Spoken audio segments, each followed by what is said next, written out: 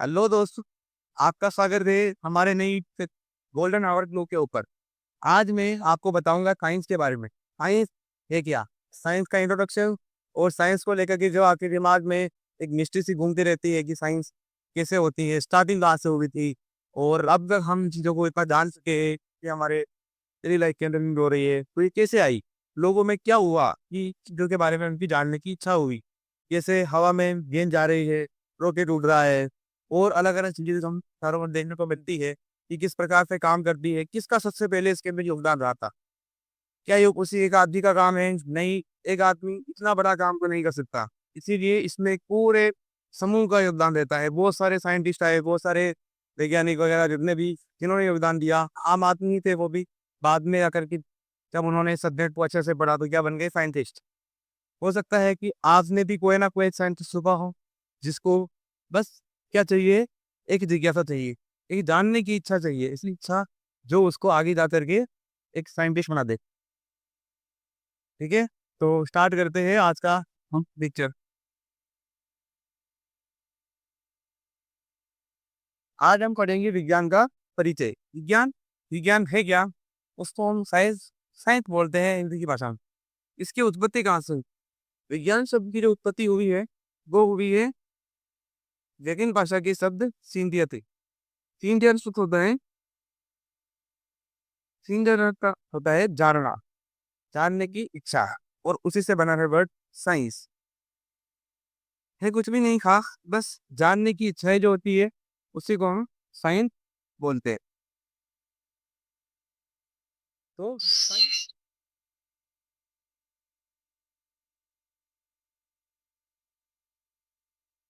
Science, इससे इसका अर्थ समझ में आएगा।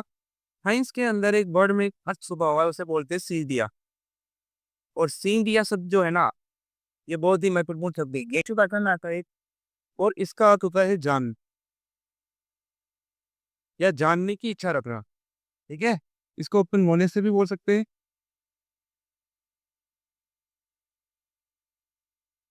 नॉलेज, नॉलेज भी एक तरह से क्या है?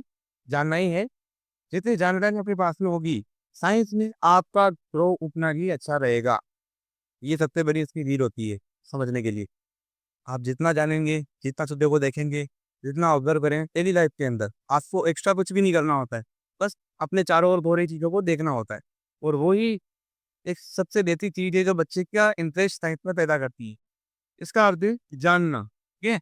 और जानने को लेकर के हर कुछ जानना नहीं, बिल्कुल क्रमबद्ध तरीके से जानना। एक सीरीज बनती है इसके अंदर और स्टेप बाय स्टेप उसको हमें फॉलो भी करना पड़ता है। ठीक है? और उसको जब हम फॉलो करते हैं, तो हम इस चीज़ को नोट करते हैं कि भाई किस प्रकार से हम हमारी जानकारी को अच्छा कर सकते हैं। हम सवाल पूछ सकते हैं कि भाई ये कैसे हो रहा है, ये क्यों हो रहा है और ये ऐसे होता है तो क्या इस तरीके से भी हम और कोई काम कर सकते हैं कि अच्छा हो जाए। साइंस ने हमारी जो दुनिया बनाई है बहुत अच्छी बनाई है, बहुत ही शानदार। जैसी लोगों ने सोची थी कल्पनाओं में, वैसी बनने जा रही है। आगे ज़्यादा पूरे नरेशन हो रहे, एआई आ गया है, एआई से जस्ट नहीं जुड़े हुए और लोगों में ऐसी इच्छाएँ हैं कि एआई से भी आगे जा सके, ठीक है? तो वो सभी कैसे स्टार्ट हुआ, उनकी स्टार्टिंग कैसी थी, वो हम देखते हैं। तो साइंस के अंदर मेनली अपन साइंस को 3 भागों में बाँट, 3 भाग कौन-कौन से होते हैं कि जैसे मैं देखता हूँ, विज्ञान, विज्ञान, विज्ञान के 3 भाग बाँट रखा हूँ मैं। 3 भाग कौन-कौन से? जो आपको पता ही होंगे, अगर आप 10th क्लास पढ़ते हो तो। पहला होता है आपका, पहला क्या होता है? पहला होता है आपका जीव विज्ञान, जीव विज्ञान।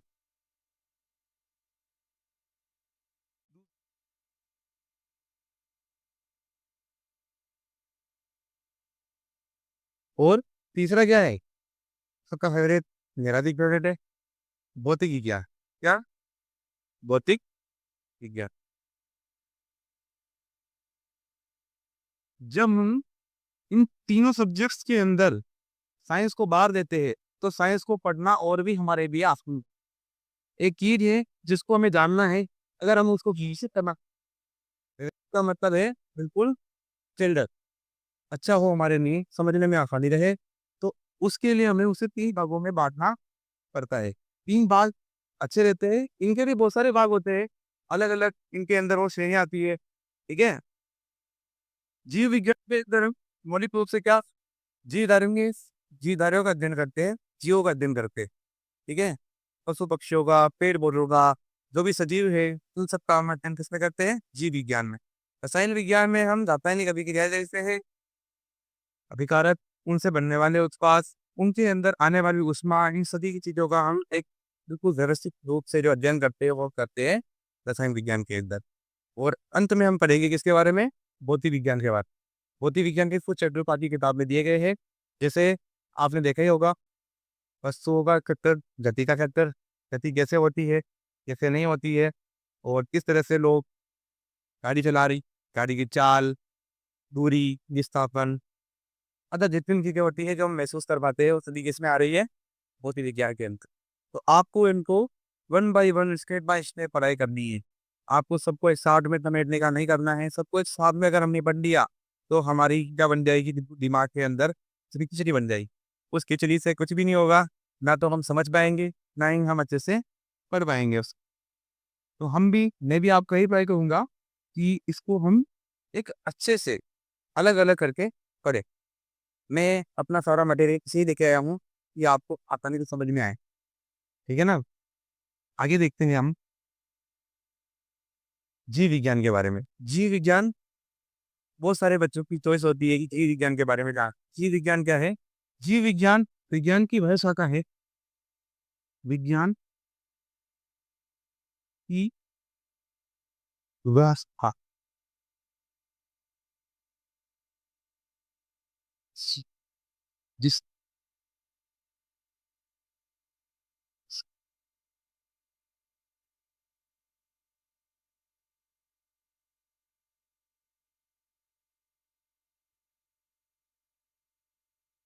जीव कार्यों का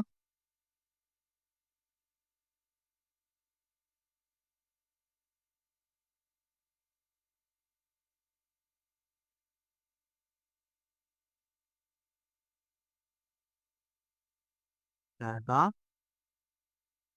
है। जी दायरे से क्या मतलब है? जी दायरे से मतलब है जी, जीव जो सजीव है, सजीव कौन? जो श्वसन करते। जो श्वसन करेंगे वो सभी किसमें आएँगे? सजीवों में आएँगे। और श्वसन ये सभी चीज़ें आपको आगे मैं पढ़ाऊँगा, चैप्टर्स के अंदर पढ़ाऊँगा। अभी इंट्रोडक्शन के अंदर आपको एक कारापिस की जो श्वसन कर रहे हैं, जो साँस ले रहे हैं आपकी भाषा में, ईजी वाला।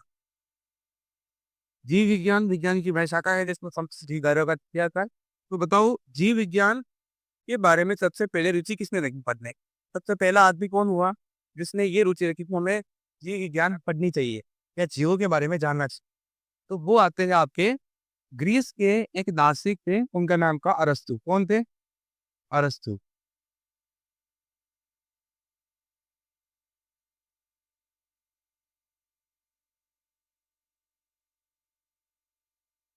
अरस इनको क्या बोलते हैं? जीव विज्ञान का जनक। क्या बोलते हैं? जीव विज्ञान का जनक।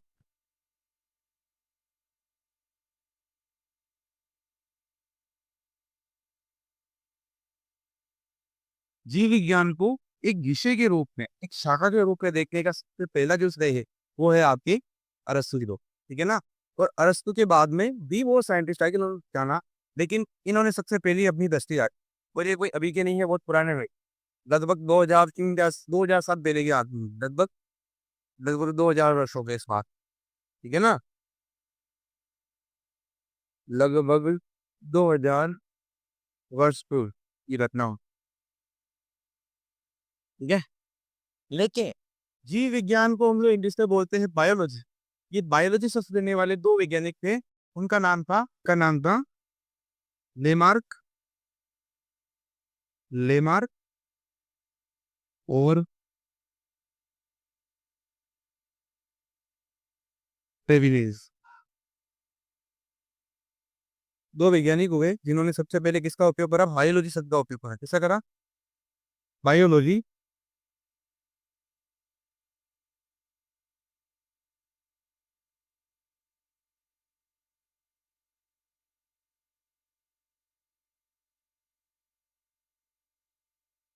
शब्द का उपयोग कर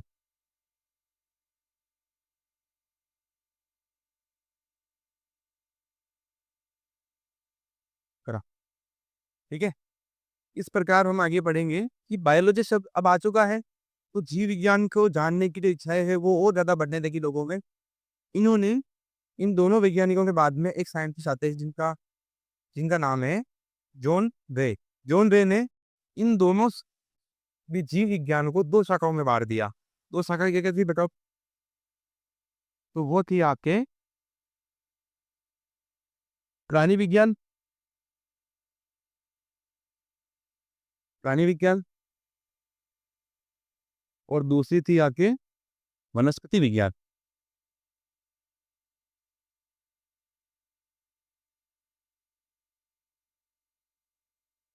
जिसे हम बोटनी और जूलॉजी बोलते हैं। क्या बोलते हैं? बोटनी और जूलॉजी। ये बड़ी कसरत कराई जाती है, अलग अलग इनके झिड़क बढ़ाई जाती है। कुछ चैप्टर्स आपके इस साल 10वीं क्लास के अंदर भी थे, इनको आपको हल्का फुल्का तो पता होना ही चाहिए, नहीं तो फिर आपको मजा नहीं आएगा पढ़ने में, इंटरेस्ट नहीं आएगा। दो शाखाएं होती है। प्राणी विज्ञान के अंदर हम समस्त जीवों का अध्ययन करते हैं, समस्त जंतुओं का, समस्त जीव जंतुओं का अध्ययन करते हैं। जीव जंतुओं का अध्ययन करते हैं।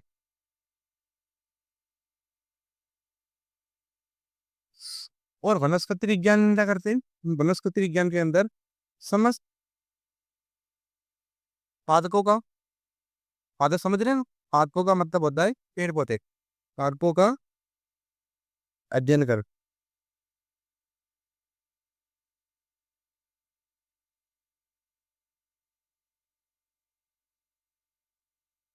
इस प्रकार साइंस को जानने की और इच्छा आगे बढ़ती गई। फिर थोड़ी गहराई आ गई। अब ये चीजें तो बहुत बड़ी बड़ी चीजें हैं, मोटी मोटी चीजें, जगत हो गया, पूरी शाखा हो गई, ये बहुत बड़ी चीज है। लेकिन जब हम डेप्थ में गए, मूलभूत इकाइयों के ऊपर गए, तो हम लोगों ने देखा कि एक साइंटिस्ट हुए थे अपने रॉबर्ट हुक। रॉबर्ट हुक ने सबसे पहले सूक्ष्म जीव विज्ञान की नींव रखी। उन्होंने बताया कि समस्त जीव, समस्त जंतु छोटी छोटी कोशिकाओं से मिलकर बने होते हैं, जिन कोशिकाओं को हम क्या बोलते हैं? शरीर की या आदत की या किसी जंतु की मूलभूत इकाई, क्या बोलते हैं? मूलभूत इकाई। तो सबसे पहला शरीर किसमें आता है आपका? वो आता है इस तरफ है, और इस तरफ जगह है बड़ी बहुत। सबसे पहले रॉबर्ट हुक, रॉबर्ट हुक नाम के विज्ञानी ने लगभग 1672 ईस्वी के आसपास से अगर ये खोज करी कोशिका। कौन सी कोशिका? इसने पादप कोशिका बनी थी, पादप कोशिका। और कोशिका क्या होती है आपको मैं बता देता हूँ एक बात। कोशिका शरीर की मूलभूत इकाई होती है। जिस प्रकार से मकान में ईंटें होती है, उस प्रकार से एक शरीर के अंदर क्या होती है? आपके कोशिकाएं होती है। वो संगठित होती है, जो कि क्या है? आपके फंडामेंटल यूनिट है। पादप कोशिका बनी थी। इन्होंने सबसे पहले आग को पौधे को लिया और आग के, आग को पौधे के अंदर देखा किस प्रकार से क्या कहते हैं, उसके अंदर कोशिकाएं दिखाई दी इनको। इनके अंदर भी इन्होंने मात्र सेल वॉल ही देखी, मतलब कोशिका भित्ति तक भी ये देख पाए थे, क्योंकि इनके पास में वैसे उपकरण नहीं थे कि उस समय तक माइक्रोस्कोप और टेलीस्कोप का आविष्कार एक हुआ था।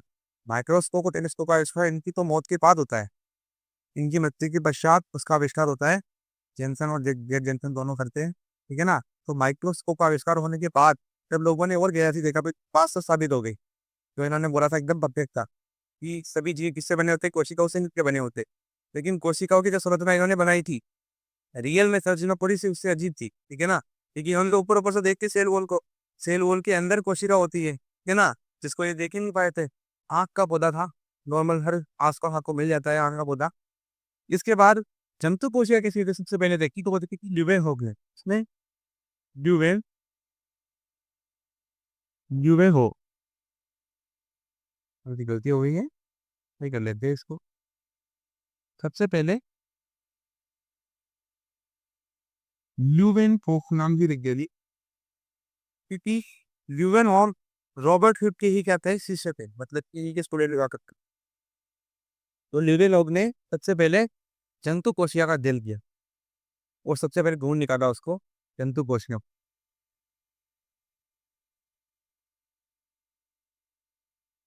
एक छोटे से जीव में देखा था इन्होंने, बहुत छोटा जीव था वो, माइक्रोप्लाज्मा। माइक्रोप्लाज्मा के अंदर इन्होंने इस चीज को देखा था और बाद में बताया कि किस प्रकार जंतु कोशिका की संरचना होती है। और इनके समय में तो माइक्रोस्कोप ही आ गया था, और माइक्रोस्कोप के आने के बाद में कोई समस्या रही ही नहीं, जटिलता समाप्त हो गई। और ये आपका मोटा मोटा क्या है, समझने का तरीका है। अगर इनके बारे में जानकारी आपको है हल्की फुल्की, तो आपको जीव विज्ञान को देखने में कोई समस्या नहीं होगी। आपको पढ़ने में, चैप्टर पढ़ने में मजा आएगा। जब भी इनके नाम आएंगे तो आप देखोगे कि हाँ, हमने इसके बारे में पहले देखा हुआ है, हम इनको जानते हैं। आगे देखते हैं अपन एक और क्लास, रसायन विज्ञान। रसायन विज्ञान, केमिस्ट्री, ठीक है। इसमें क्या होता है, रसायन विज्ञान विज्ञान की वह शाखा, देखिए हम एक परिभाषित रूप से तो इसको लिखेंगे ही, विज्ञान की वह शाखा जिसके अंतर्गत हम रासायनिक अभिक्रियाओं का अध्ययन करते हैं। रासायनिक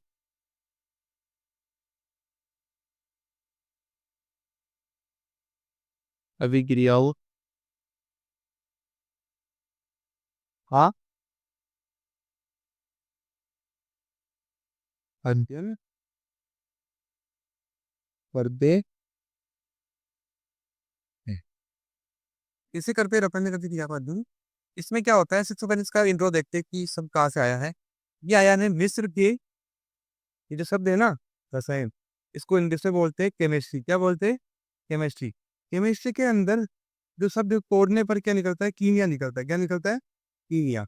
कीमिया एक शब्द है जो मिस्र है, मिस्र दास देश के रामायण सुना होगा आपने। मिस्र जो देश है, वो मिस्र देश कहाँ है, आपके अफ्रीका महाद्वीप में। उस देश के अंदर सबसे पहले इस शब्द का उपयोग हुआ था, और मिस्र में का इस कीमिया शब्द का मतलब काला रंग। क्या, काला रंग।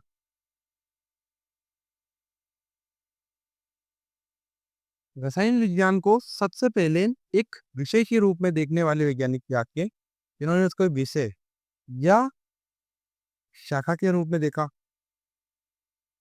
वो थे लेवाइसी।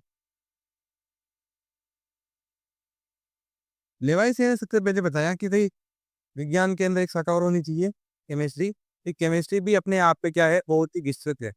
केमिस्ट्री मात्र एक 116 तत्वों का कोई आवर्त सारणी को पढ़ने वाली विषय नहीं है। केमिस्ट्री अपने आप में एक बहुत ही बड़ी विस्तृत सब्जेक्ट है, जिसको देख कर के लोग इसको पढ़ने की रुचि रखेंगे, तो बाद में इसको एक सब्जेक्ट के रूप में अपना लिया गया। रसायन विज्ञान में मूल रूप से अपन क्या पढ़ते हैं, अभिक्रियाएं पढ़ते हैं, रासायनिक अभिक्रियाएं पढ़ते हैं, रासायनिक अभिक्रियाएं पढ़ते हैं। और रासायनिक अभिक्रिया के बाद में अपन क्या पढ़ते हैं, रासायनिक अभिक्रिया में दो तीन चीजें काम कर रही होती हैं। अभिकारक,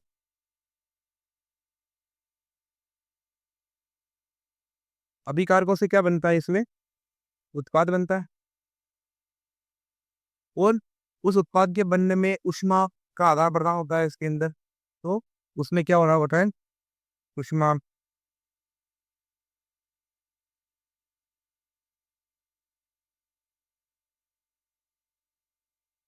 उसमें ऊष्मा का अवशोषण हो रहा होता है या उत्सर्जन हो रहा होता है।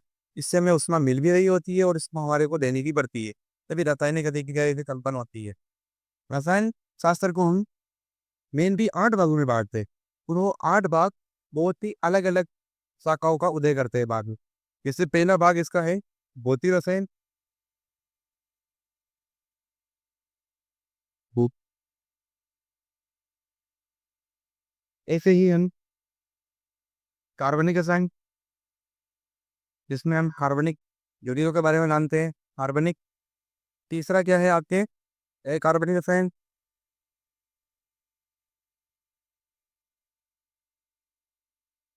चौथा आपके औषधि रसायन।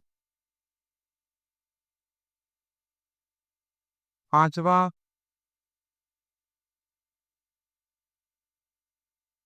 औद्योगिक रसायन,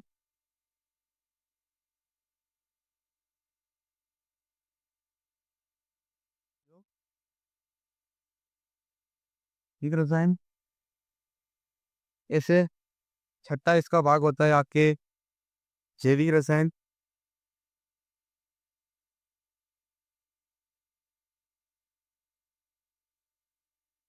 सातवां विश्लेषक रसायन और आठवां एफआई कुछ होता है। कुल मिला के इसे क्या होते हैं, 8 भाग होते हैं। इनका अध्ययन हम 8 भागों में बांटे सकते हैं। आपको जो चैप्टर्स मिलेंगे उसके अंदर आठों भागों का अलग-अलग इतना आपको दिख रहा होगा। लेकिन क्योंकि ये 10th क्लास है, इतना डेप्थ में नहीं पढ़ाया जाता है के इन चैप्टर्स को नहीं डालते। चैप्टर्स के अंदर इनका कुछ ना कुछ आपको भाग दिखाई देगा और आपको मैं जब पढ़ाऊँगा तो बताऊँगा हर जगह पर कि इसमें कौन-सा रसायन यूज़ हो रहा है, इसमें कौन से रसायन के बारे में बताया गया है। हर चीज़ में आपको मैं बताऊँगा। अभी के लिए रसायन विज्ञान के बारे में इतना ही। आगे देखते हैं हम भौतिक विज्ञान, जो कि मेरी फेवरेट है, फिजिक्स। फिजिक्स फिजिक्स शब्द की उत्पत्ति कहाँ से हुई? चलिए फिजिक्स के बारे में देखते हैं, क्योंकि फिजिक्स के बारे में बताने के लिए मैं बहुत ज़्यादा क्या हो रहा हूँ, एक्साइटेड हो रहा हूँ। इसी फिजिक्स फिजिक्स शब्द के अंदर एक शब्द आता है ग्रीक भाषा के अंदर, ठीक? ग्रीक भाषा के अंदर एक शब्द आता है, उसको बोलते हैं अपन फिजिया। क्या बोलते हैं? फिजिया। तो फिजिया से इसकी उत्पत्ति हुई है। किससे? फिजिया से। फिजिया का मतलब होता है प्राकृतिक घटनाओं को जानना। प्राकृतिक घटनाओं का क्रमबद्ध अध्ययन, का क्रमबद्ध अध्ययन। प्राकृतिक घटनाओं का क्रमबद्ध अध्ययन करना। प्राकृतिक घटनाएं होती क्या है? प्रकृति में हो रही सारी घटनाएं, जैसे बिजली कड़कना, एप्पल का नीचे गिरना, गेंद का ऊपर उछालना, हमारा चलना, हमारा उछलना, जितनी घटनाएं हमें देखने को मिलती है, दूरी, आके, चाल, ये सभी किसमें आती है? इसमें देखी जाती है। इस शाखा को बांटने के सबसे पहले फिजिक्स का अपन फिजिक्स के बारे में सबसे पहले जानकारी किसने जानना को जानकारी लेना किसने शुरू किया, या सबसे बड़ी जिज्ञासा क्या रहती है मानव की, वो है कि ये चाँद, ये तारे और ऊपर का सारा ब्रह्मांड, कि पृथ्वी के अलावा भी कोई संसार है या नहीं? पृथ्वी के अलावा भी दुनिया में और कुछ है या नहीं है? क्या हम जो देख रहे हैं यही अंत है? इसके अलावा कुछ भी नहीं है? तो फिर चमक रहे हैं ये क्या है? इन सभी जानकारियों को जानने की इच्छाएँ पैदा होगी। तो लोगों ने सोचा कि भई वास्तव में पृथ्वी घूम रही है या सूर्य घूम रहा है? तो लोगों ने एक सिद्धांत को माना था, उस सिद्धांत का नाम था टोलमी का सिद्धांत। टोलमी का सिद्धांत क्या था? वो था पृथ्वी केंद्रीय सिद्धांत। क्या था? पृथ्वी केंद्रीय सिद्धांत। पृथ्वी केंद्रीय सिद्धांत।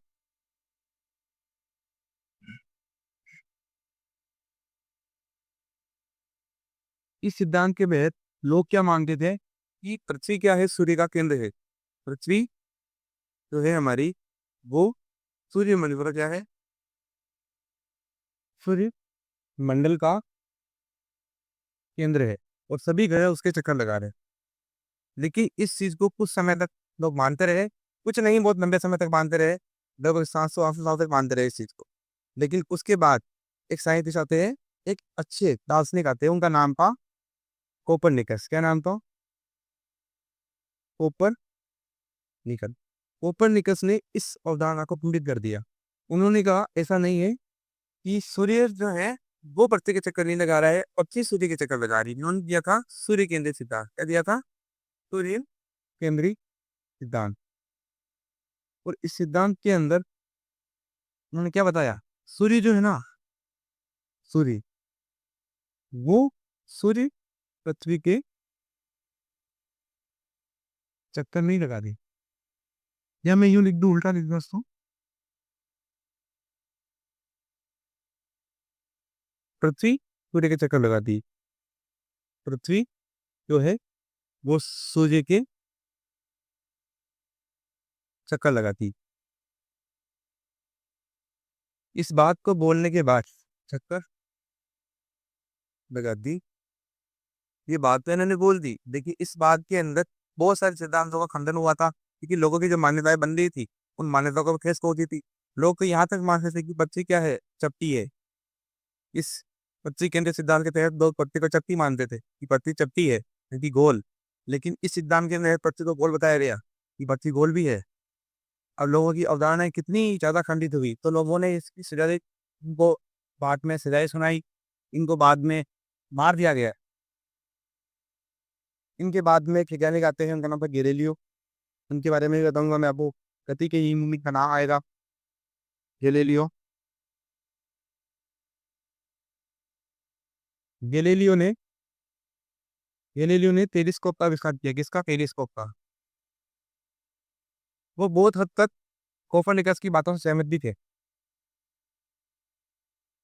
इन्होंने इनकी बातों से सहमत थे, लेकिन इनकी बातों को सिद्ध करने के लिए टेलीस्कोप का आविष्कार कर दिया। वो टेलीस्कोप की सहायता से इन्होंने पूरे ब्रह्मांड को देखा। वो अलग अलग ग्रहों की जानकारी है कि शनि ग्रह के चारों ओर रिंग पाई जाती है। आपके बृहस्पति का जितने उपग्रह चक्कर लगा रहे हैं, इनके नाम पर अलग अलग उपग्रहों के नाम भी है। इनके ज़्यादातर जानकारी तो नहीं मिलती है, लेकिन इन्होंने बहुत सारी चीज़ें ब्रह्मांड के बारे में बताई थी। और इन्होंने स्वयं इसका समर्थन किया था। किसका? सूर्य केंद्रीय सिद्धांत का।